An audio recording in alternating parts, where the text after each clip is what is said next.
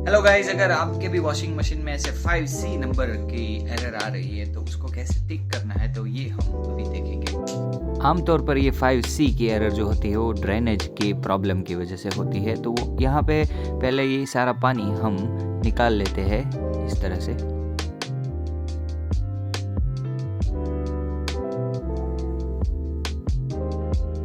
पानी अभी निकल गया है तो ये पीछे से जो वाटर सप्लाई है ये इसको भी हम बंद कर देंगे और ये यहाँ पे जो पाइप जा रहा है इसको भी हम यहाँ से निकाल लेंगे। वॉशिंग मशीन से पीछे से इसको निकाल देते हैं। अभी यहाँ पे ये जो पीछे की तरफ वॉशिंग मशीन में ये जो 4 स्क्रूज है उसको हमको निकालने होंगे।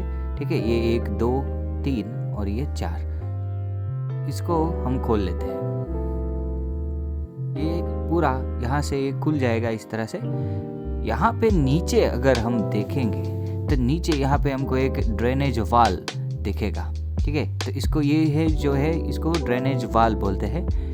इसमें चॉकअप हो सकता है, इसी वजह से ये एरर आ रही है। ठीक है, तो सबसे पहले ये ड्रेनेज वाल को खोलने से पहले इस क्लच वायर को यहाँ से निकालना पड़ता है। तो ये जो क्लच वायर है ये जो दिख रहा है उसको हम पहले निकाल लेते हैं।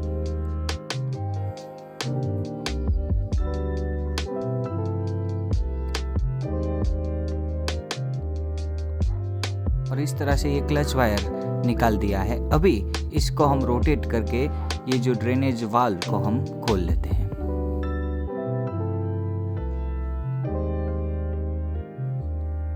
और इस तरह से हमारे ये ड्रेनेज वाल्व निकल गया है। अभी हमको वहाँ पे जाके देखना होगा कि वहाँ पे कोई चॉकअप हुआ है या नहीं। ठीक है, तो यहाँ पे जैसे हम देख सकते हैं कि अंदर की तरफ यहाँ पे कोई भी हमें चॉकअप नहीं दिख रहा है। आमतौर पे यहाँ पे अगर चॉकअप हो सकता है तो वो एरर आती है, तो वहाँ यहाँ सब साफ कर लेना है। लेकिन इस मशीन में यहाँ पे कोई चॉकअप नहीं है, पूरा सिस्टम सही है। तो कोई और दिक्कत हो सकती है और ये जो दिक्कत है ये इस वायर की वजह से यहाँ पे हमको दिख रही है कि ये जो एक वायर पीला वाला है वो टूट गया है। ठीक है, तो उसकी वजह से ड्रेनेज नहीं शुरू हो रहा है, तो वो 5C की एरर आ रही है। तो इस वायर को हमको लगाना पड़ेगा सही जगह पे। तो ये जो सॉकेट है इस सॉकेट को हम निकाल लेते हैं क्योंकि ये वायर इसी सॉकेट में यहाँ पे लगता है। ठीक है, तो ये वायर को हम इस सॉकेट पे यहाँ पे लगाने जा रहे हैं। ठीक है, तो इसके लिए हमको यहाँ पे थोड़ा सोल्डरिंग करना पड़ेगा।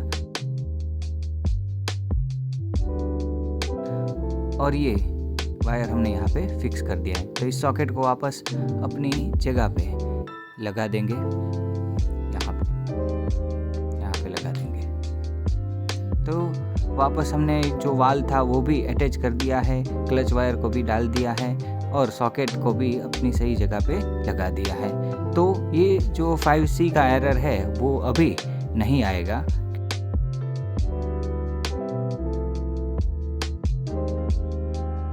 तो जैसे कि आप देख सकते हैं कि ये पूरा ड्रेनेज सिस्टम वापस शुरू हो गया है, पानी सही तरह से बाहर आने लग रहा है। ठीक है, तो ये हमारा प्रॉब्लम हो गया है सॉल्व।